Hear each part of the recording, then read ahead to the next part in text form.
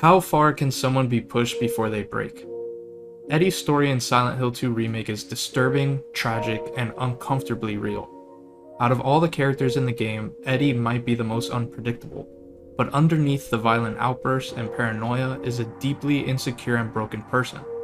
In this video, I'll be analyzing Eddie's psychological descent scene by scene, and exploring how Silent Hill gives shape to his inner rage, loneliness, and trauma.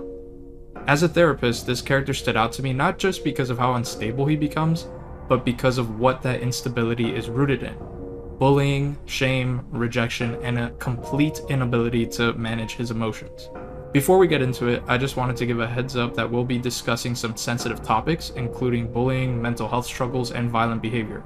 There will also be major story spoilers for Silent Hill 2 Remake, so if you haven't played it yet, I highly recommend experiencing the game for yourself first.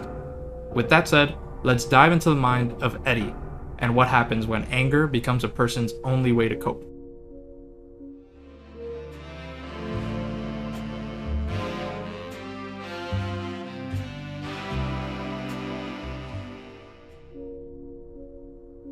We meet Eddie hunched over a toilet, vomiting after seeing a body in a fridge. He's immediately in a state of panic and denies killing the man. His physical reactions like shaking, shallow breathing, avoiding eye contact, all point to deep anxiety. It could be disgust, fear, guilt, or all three. But this could mirror how he reacted to being bullied in the past, or dealing with his bullies. Cornered, defensive, trying to distance himself from whatever happened. At this stage, Eddie comes across as frightened and unsure of what he's capable of. He says people are after him, but still wants James's help. That contradiction suggests either he craves connection, or he's deeply paranoid and confused. Is he lying? Delusional? Or just desperate not to be alone? When James refuses to help, Eddie's demeanor shifts quickly, a red flag that he can't regulate rejection well. It paints a clear picture of someone with unstable emotional responses, clinging to others but distrusting them at the same time. This is likely the innocent version of Eddie, closest to how he may have first responded after harming someone in real life. Later we see Eddie in a more withdrawn, depressive state, zoning out in front of a blank movie screen while eating ice cream with his bare hands.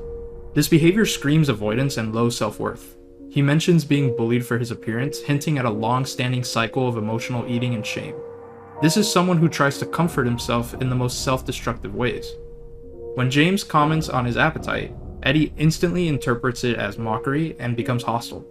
That moment feels like a switch flipping. His self-esteem is so fragile that any perceived insult hits like a personal attack. He lashes out and then retreats back into his fantasy world. It's a textbook example of someone who never learned to sit with emotional discomfort, so they respond with rage or escape.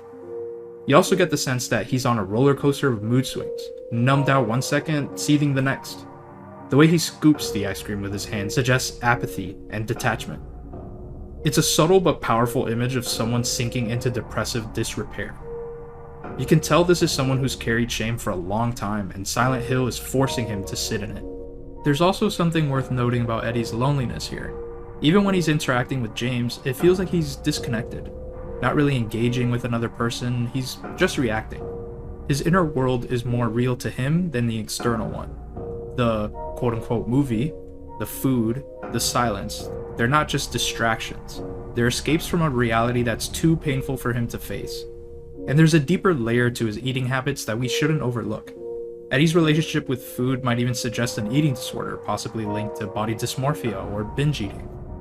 He mentions being bullied for his weight and the way he eats, directly with his hands, indulging while zoning out, which all points toward emotional eating as a coping strategy. It's a destructive loop. He eats to soothe himself, feels ashamed afterward, and internalizes the bullying he's experienced. Silent Hill doesn't just expose that cycle, it traps him in it. Now we start to see the real Eddie emerge. He laughs inappropriately, accuses people of mocking him, and threatens James. He bounces between justification and denial, classic manipulation. He also displays traits commonly associated with antisocial personality disorder, like impulsivity, lack of remorse, and blaming others for his actions. He tells James he made me do it, and quickly escalates to threats. Whether or not Eddie is diagnosable isn't the point. What matters is that Silent Hill is pulling out his most violent, unfiltered self. We see the accumulated resentment from years of ridicule erupting into full-on rage. He becomes the bully he feared. What makes it scarier is how good he is at rationalizing. He tries to laugh things off or call it a joke.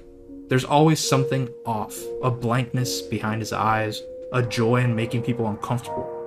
He uses humor to dodge accountability, then flips back to threats when he doesn't get what he wants. That emotional volatility makes him feel both unstable and dangerous. Eddie finally admits to killing someone, but still won't take full responsibility. He repeats the kinds of insults he was likely called in the past, and probably told himself. When he says maybe they were right, it shows just how deeply those labels sunk into his identity. He then turns the blame on James, accusing him of being like the rest of them. That shift from guilt to paranoia is crucial. It's not just that Eddie is hurt, it's that he sees violence as the only way to protect himself. This is where his rage meets hopelessness. Instead of self-reflection, Eddie externalizes everything. Anyone who threatens his fragile sense of self becomes an enemy. The corpses around him all look like James. That could be Silent Hill taunting James, but it also hints at how distorted Eddie's view has become. In his eyes, everyone is James. Everyone is the bully. If his perspective is the same as James. This moment also echoes the other characters, where James is drowning in guilt and Angela is consumed by fire or pent-up anger. Eddie is frozen by his need for control. His pain doesn't just simmer, it detonates. During Eddie's boss fight, we hear the full extent of his descent.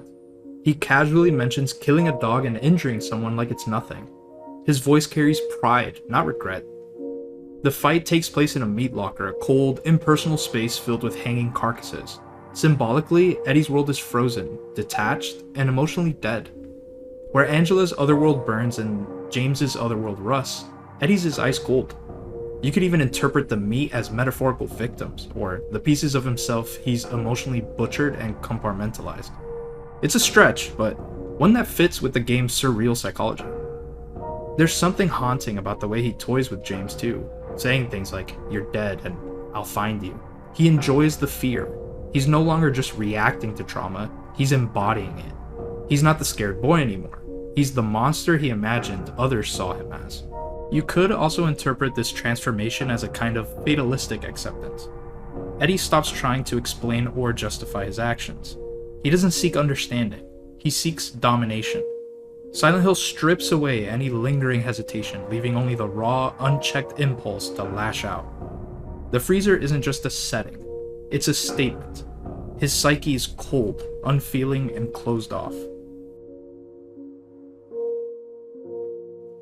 Eddie's journey through Silent Hill is a chilling look at what happens when hurt turns into hatred, and when someone never learns how to deal with pain in a healthy way. At first, we see someone who's anxious, insecure, and maybe even scared of what he's capable of. But as the game progresses, that fear turns into violence, denial, and blame, until all that's left is a man who sees killing as the only way to protect his fragile sense of self. Where James eventually faces his guilt, and Angela confronts her trauma, Eddie chooses avoidance and control, trying to take power back by becoming the aggressor. His story reminds us that emotional pain, when buried and denied, can grow into something dangerous, especially when someone feels like they've been laughed at, judged, or left alone for too long. It's easy to label someone like Eddie as a villain, but he's also a cautionary tale. He represents what happens when the world doesn't give someone the tools to process pain, and while that doesn't excuse his actions, it does make them tragically human. Thank you so much for watching. If you found this breakdown meaningful or eye-opening, feel free to leave a like and subscribe for more psychological deep dives into games like Silent Hill, Elden Ring, and more. I'd also love to hear your thoughts in the comments. What stood out to you the most about Eddie's story? Until next time, take care of your mental health, and I'll see you guys in the next one.